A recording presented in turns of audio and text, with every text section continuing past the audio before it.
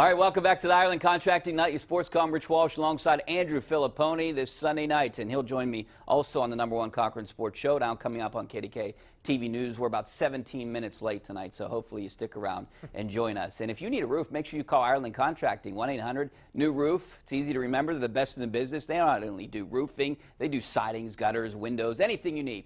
Give them a call. And give us a call right now on the Borders and Borders Hotline, 412-575-2600.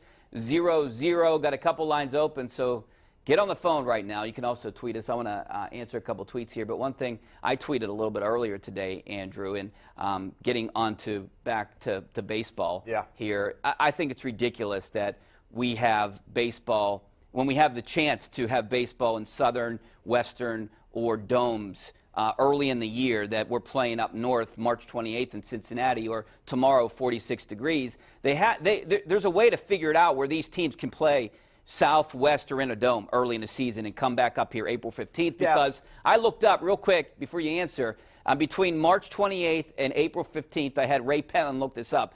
The average high is about 10 degrees warmer. That makes a huge difference. Yeah, and they're starting the season earlier and earlier. So when you're getting into March and early April, those things are concerning. We've even heard players say things like, make it a 154-game season and start it later. The reason why they don't do it is because the owners don't want to give up the summer dates. So if the San Diego Padres open with a 12-game homestand, those are games that they could have in July when kids are out of school, and instead they're going to have to use them up now. But like, it's been proven that in stadium dollars, what people spend on tickets and concessions and things of that nature are like 2% or 3% of what the owners take in now. Like, that revenue that is generated is such a small slice of the pie now that I think they should throw fans a bone. And it's ridiculous to me that we ask fans, like you said, in these northeastern cities like Pittsburgh, and expect them to fill ballparks when the low temperature for a night is 29 degrees. Yeah. And so I think if we're talking about like the 1970s, before MLB.TV and all this advanced media and Fox money and Turner Sports money, and so much of their revenue was based on people spending their money on tickets, I could understand why the owners back then didn't want to give up the games, but now they have no excuse. Make people comfortable. It's hard enough getting fans out to the ballpark now because it's so easy to watch it at home. Yeah, you got a 70-inch TV. Don't ask people in early April to, dress themselves up in blankets and parkas and go watch a game when you have so many Western, Southern, and dome stadiums. Yeah, it's going to be, 30 degrees Wednesday. I could see the opener, but Wednesday, Thursday through Sunday, it's going to be cold, especially at night. Yeah. All right, let's take some phone calls. We got Steve out in Johnstown. Hi, What's Steve. up, Steve? How you doing? Rich, thanks for taking my call. And I was just watching the game at the Great American Ballpark there on TV, and that was just pathetic. Those crowds, that was three-quarters empty at that game day. And I realized, like you were just talking about, it was cold and it's early in the season. But I think you're looking at a trend. I saw a game the other day. I mean, the seats are empty. I mean, it doesn't look. I think they had Steve. I think they had a weird situation there today, though, because Kentucky was playing an Elite Eight game, and that's right on the border. And that's a situation like if the Penguins were playing a playoff game up against a Pirates afternoon game, it would affect Pirates attendance. And I know the Kentucky game was not in Cincinnati, but it's like I said, right it's there. Right yeah. there. There's a lot of Kentucky and Louisville fans that are in Cincinnati. And I could argue that maybe that's more of a college basketball city than a baseball city or a football city. So, yeah, Kentucky's huge, and you're right. That probably played into it a little bit, but it was 35 degrees, second coldest day ever. Did you see Melky Cabrera? He looked like he was going to rob a bank with that mask he had on. That's why I would love to hear what the Pirates have to say. If that was ever a conversation in baseball, let's try to figure it out. No, it has been. Huntington has talked about this on his show, and he said that the owners in those markets don't want to give up. So they don't want to make that trade, take on more April games and give up summer games. He's on the record as saying that. All right, back out to the phone lines. Let's go out to Ken out in Clearfield. What's up, Ken? How you doing? Hey, Ken. Hey, Rich. How you guys doing tonight? Good. Thanks for calling. Hey, do you guys really know, is Chris Letang hurt really bad? Because if he cannot come back, they're going to really miss him. You know what? I don't think it's really bad. I mean, he has been skating, but I think it's definitely affecting him. I don't think it's good. It's not good. The word is that he might not get over this, but he's potentially going to play in the first round of the playoffs. Anytime they're vague, I know that hockey injuries work this way. You know, they don't want to tell you exactly what's wrong. But anytime they go out of their way to not give you a timetable and try to disguise the injury as much as they are with something like a neck injury with him, which has been an issue in the past, it scares me. And I'm concerned about that. And I agree with the last listener. Like, would I expect the San Jose Sharks to win the Stanley Cup if I found out right now that Erik Karlsson wasn't going to play? And we're talking about a top 5 defenseman who might be unavailable to the Penguins when the playoffs start. Yeah, that's not good. I still think they can win. And Murray's playing great, but Murray is playing great, and maybe it's because they do tend to be more structured without Letang.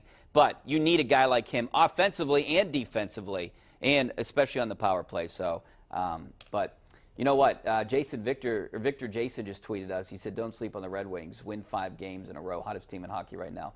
And, you know, Pens better be ready. I think they're ready. I mean, that was kind of the they're gist. The 4th worst team in hockey. Yeah, all right. I think they'll be okay. That was the feeling in the locker room after today's game, that they know that there's 3 games left and they have to take care of business. The Pens haven't even clinched a playoff spot yet. No. They need to win or Montreal loss before they clinch. All right, back out to the phone lines.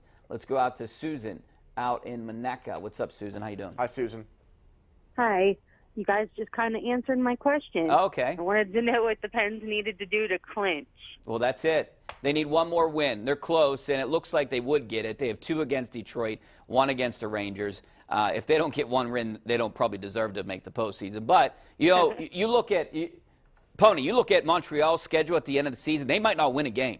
It's a brutal schedule. Yeah, Tampa, Washington, Toronto. And I thought they were the weakest team when this whole thing started. I mean, they've got the goaltender, the backstop, and Carey Price, and they play such a defensive-oriented game with Julian as the coach. But on paper, I think they're by far the weakest team. I really do think, and I know I've maligned them, and they haven't played well since all the trades got made, but I don't think Carolina and Columbus would be pushovers in a first-round series. Columbus just won 5 in a row. The only thing that the Penguins need to avoid in all of this is the second wild card. And it would be at this juncture, given the cushion they have, it would be a collapse if, given this easy schedule, they fell back into the second wild card spot. It really would be. They're 4 points up on Carolina. And that would be a death sentence, I think, to go have to play Tampa in the first round, because even if somehow you survive that, your reward is Boston or Toronto. Yeah, you're right. You want to avoid that division altogether. I mean, you need to go 2-1 here. I thought they would go 3-1 in these last 4 games. I think that would get them the 3rd or 2nd seed. I think if they're in the Metro playoffs, they'll be the favorite to win it. Do you really? Yeah, even if they don't win the division. Braden Holtby's save percentage this year, I think, is like 23rd. I mean, he's been a below-average goalie the entire season, and maybe the light bulb goes on or he flips the switch once the playoffs start. But to me, they've had very pedestrian goaltending the entire year. And I think that that's a difficult thing. All of a sudden, the lights come on, and we just expect Holtby to be a difference maker for them. He was last year, but of the goalies that are going into the playoffs, he's been the shakiest in the last few months. And it's hard to go back-to-back. That's another issue, too. Ed out in Scott. What's up, Ed? Hey, how you doing, Rick? Hi, Ed. Good. Thanks for calling. Good. If the Penguins win Tuesday, they clinch the playoff spot, right? Yeah. Correct. Okay, if they win Tuesday, don't you think Smith should play the last 2 games for the Penguins? No. I mean, you can answer this too, Bonnie. I don't think they should. I think you need Murray in as many games as possible. Get him in some momentum going. Maybe the last game, but well, he's got momentum going. He's got a .935 save percentage in like his last 15 starts. I'm always like super concerned about his injury past, his injury history. I had serious questions about his durability. He's gotten red hot here, but with Murray, I'm always afraid that the shoe is going to drop and he's a groin injury or a hamstring injury or something. Concussion. Yeah, and so if they're locked into a spot, then I would bring DeSmith, say, in against the Rangers on Saturday maybe, Richie. But if they're still kind of jostling for position and they can move up or avoid moving down in the standings, I would play him until you're secure in your playoffs. Yeah, that's exactly. I think they need to play him in order to get the 2nd or 3rd seed. I don't want to see him fall into the wild card. So whatever that is, whether it's one game or it's and 2 that's or not 3 because games. of the home ice thing. That's because you don't want to see Washington. Yeah, I'd rather not see Washington in the first round. All right, we're going to take a break. Back with more of your phone calls, some of your tweets coming up next. Stay right there.